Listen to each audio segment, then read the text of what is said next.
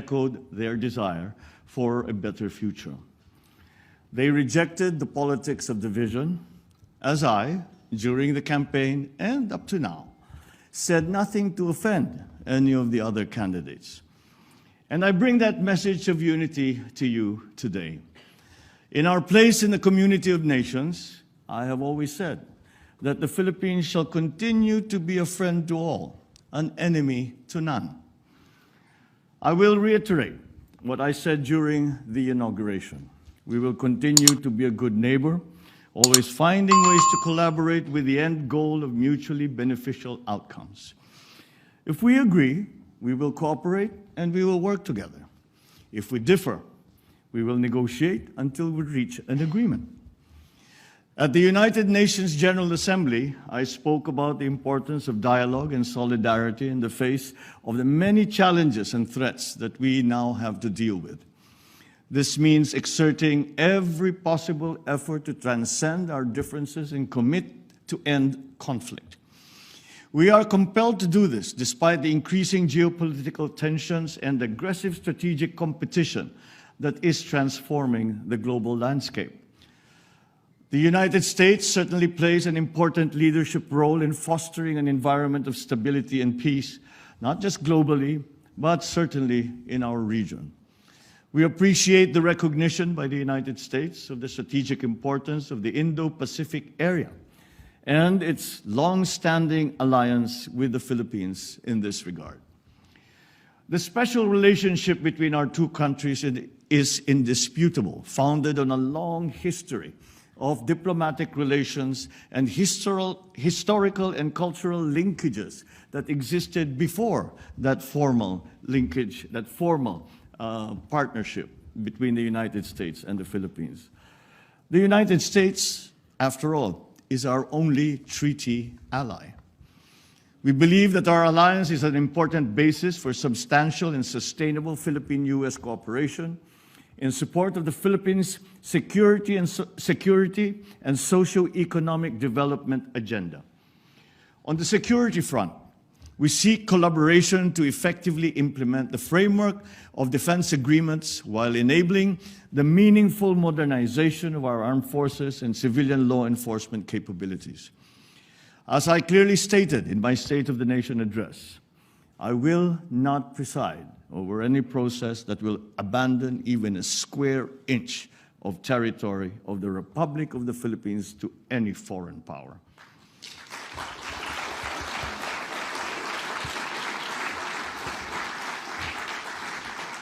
We know that we can count on the United States to uphold the international law-based order, freedom of navigation and overflight, and the sustainable use and development of maritime resources. But equally important, we look to the United States to promote peace, security, and prosperity.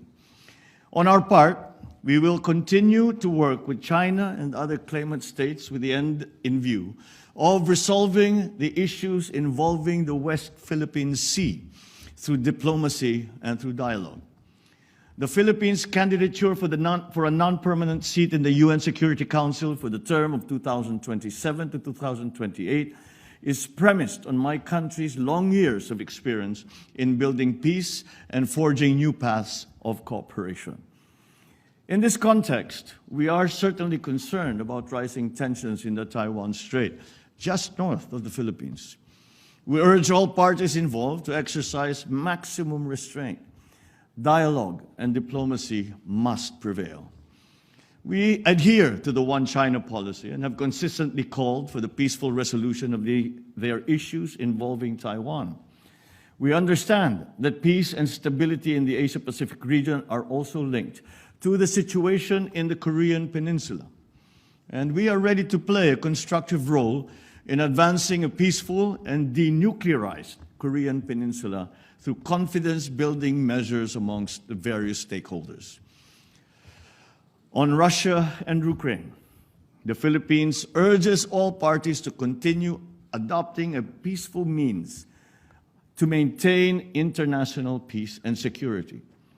The Philippines has voted in favor of the 3 UN General Assembly resolutions on Ukraine, and at this point, let me discuss the various dialogue mechanisms in the region. We will continue to work towards strengthening ASEAN, particularly its dialogue partnerships with neighbors that uphold regional peace and security. We welcome the renewed engagement of the Quad along with the recent establishment of the AUKUS. These mechanisms should help prevent destabilizing actions in the region that go against international law. We think that these dialogue mechanisms and security arrangements should complement, not supplant, the ASEAN-centered regional security architecture that has been built over decades by the ASEAN and its member partners, as well as the existing network of bilateral security partnerships in the region. Now let me touch on the economic front. The U.S. remains a strategic trading and investment partner of the Philippines. American businesses, including Fortune 500 companies, have found a home in the Philippines. They recognize the Philippines as our country for its business-friendly policies, a very competent workforce, and a network of economic zones. Let me point out 3 reasons why the Philippines is a viable and smart investment destination. First, our macroeconomic strength and bright prospects. The Philippine economy expanded by 5.7% last year and by 7.8% in the first half of this year. Growth was broad-based, driven not only by government spending, but also by household consumption and investments, reinforced by consumer and business confidence. Second, we have enabling policies in place. Recently, investor-friendly laws were enacted, and my administration is determined to leverage these changing reforms that will enhance those efforts. Third, and perhaps the most important point, another strong asset that we have is our human capital. We boast of a young, educated, hardworking, English-speaking workforce that is among the best in the world. With a very young median age of 25.7 years old, the Philippines enjoys a demographic advantage from which investors can benefit. We would welcome capital investments from the U.S. and our priority sectors are agriculture, clean energy, particularly nuclear energy, health systems, information technology, and business process management, or IT/BPM, digital connectivity and manufacturing, including the critical sectors of semiconductors, green metals, batteries for electric vehicles, and electric vehicles themselves. The Philippines looks forward to how the Indo-Pacific Economic Framework will support our efforts to promote resilient supply chains, health systems, infrastructure, as well as clean energy and decarbonization. These pillars are consistent with the shared priorities as outlined in a joint vision statement for a 21st century United States-Philippines partnership that was adopted last November. We hope for the reauthorization of the Generalized System of Preferences, or GSP program, which will greatly benefit both our countries.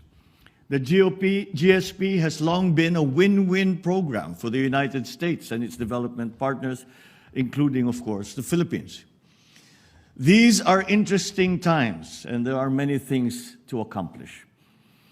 The far-reaching ill effects of the pandemic compel us to reinvigorate our economies in a spirit of sustained cooperation and collaboration.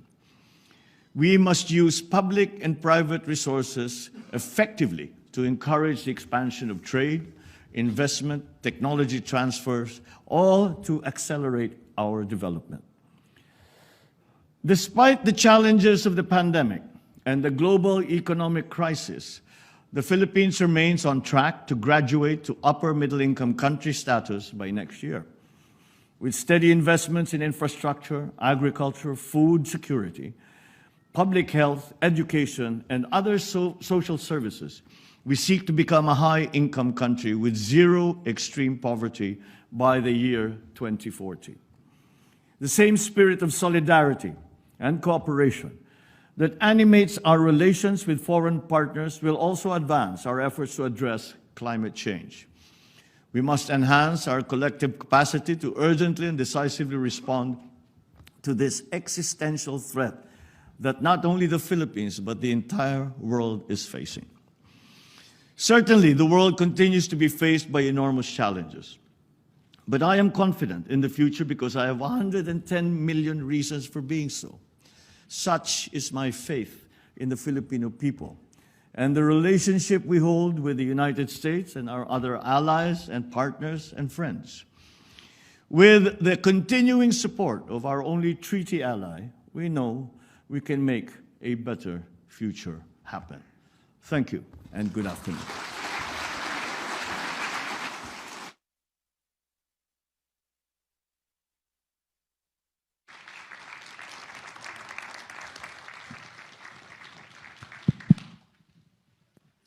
Well, thank you very much, Mr. President. 110 million people. Yes. That's, even for an Australian, I can work out that makes you the second most populous country in Southeast Asia. So Indonesians out there, Yes. Philippines next, with the great advantage, as you've just said, of having 110 million native English speakers. This is quite remarkable. So I'm really taken by the economic vision that you're putting forward for the country. In an earlier discussion today, you indicated there are some challenges still. The digitalization of the economy has been slow. But in terms of the future, if you're looking at the digital economy, the renewable energy transformation, but also future secure supply chains, give us a sense of where you hope the country to be economically at the completion of this term. Well, to put it very simply, I've been asked what is the absolute end result that we are hoping to achieve. And it's very simple for me. No more, not one more hungry Filipino. And that is a very simple, it's a very simple aim. It's a very simple goal. But I dare say it is not necessarily a simple problem to solve, and it requires a great deal of effort and thinking on the part of the public sector.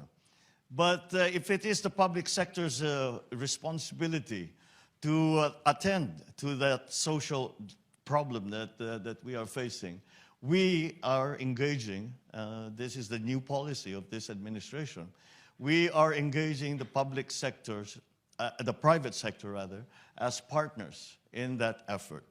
We hope to leverage whatever it is that the government can do to maximize the effects of what development we are able to encourage, and to the benefit of those who have come to help us, our partners, our investors, and of course to the benefit of the ordinary Filipino.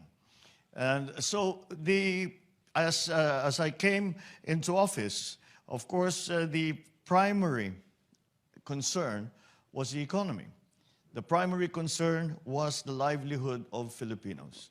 And this is why we have come to the conclusion with economic managers who we have engaged and have asked to join government. I believe that we have the best and the brightest of our economic managers, with all of whom have a long history of success and a true understanding of the problems that Filipinos face, and furthermore, a true understanding of what we need to do to solve those problems.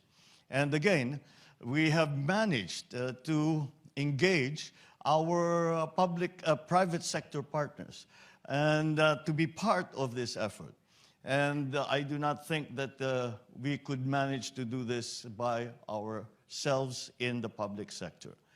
To take that point a little further, I would say that not only private sector partners in the Philippines, but also partnerships between governments and the Philippines, as partners, as allies, as friends. As we all emerge from the pandemic and try to reinvigorate and transform our economy. I believe that the partnerships that we make between our friends and allies around the world are going to provide the stability that we are going to need as we face a new world and face the problems really that we have not faced before the pandemic, and we have not faced before, and we now have to find new solutions. Business as usual, in our view, simply has no place in that, because it is not business as usual. The pandemic basically has changed everything. We live differently, we work differently, we study differently, our social contacts are done differently. And as you can imagine, this leads now to that process of digitalization that we all need to undertake if we are going to be part of the new global economy. And so many of these aspects of the economy have we have tried to analyze it, and it is surprising, for me anyway, that when we sat down with the economic managers and we talked about industrialization, we talked about energy supply, we talked about digitalization, and at the root of it, at the heart of the problem, was our agricultural sector. You would think that the high-tech industries would be the ones that would hold the key, and they do in many ways. But all that we can do with the new industries still have to be founded on a very strong and reliable agricultural sector. The pandemic showed very clearly the weaknesses that Philippines has in terms of being able to provide a strategic food supply to our countrymen at a price that they can afford. And so that, for us, has been really the first step, is trying to improve the production of agricultural products. And of course, this has been made terribly difficult with the shocks that the agricultural sector, perhaps not just in the Philippines, but around the world, the shocks that have been dealt us by the conflict in Ukraine. It is a constant surprise to all of us, but that we are having to learn to live with, that a conflict in Eastern Europe should affect the Philippines at such a profound and basic level as agriculture. With the prices of fertilizer going up, with the prices of agricultural commodities going up, with the uncertainties of supply. And so we now have to go to what we describe as non-traditional sources, and we have to diversify. I don't think that this is unique to the Philippines. I see it in many of the other countries. So those are the first steps I think we'll have to do with the agriculture. And then we have to fix our weaknesses in the bureaucracy. We have to learn to be more efficient. We have to streamline our civil service, both at the national and at the local level. And unfortunately, the Philippines in these areas we are still playing catch up. But that's not where we want to go. That's not just where we want to go. We don't want to just catch up. We want to go beyond that. We have no interest in going back to pre-pandemic levels. What we are interested in is to flourish further and to position the Philippines in such a way that we can take full advantage of the new economies and the new industries that have come to light. Unfortunately, many of the traditional sectors that we had depended on during pre-pandemic days will cease to exist, have ceased to exist. And we have to identify as quickly as possible and to have a good view and forecast for the future to position the Philippines in such a way that we are able to be part of the transformation of the global economy. Thank you for that. Mr. President, you mentioned a couple of times that you're a treaty ally of the United States. So are we Australians. There are 5 of us in Asia. Sometimes the Americans can be tricky to deal with. I don't think you'll get any contradiction from the Philippines on that. But they're good people, and they've been reliable security partners.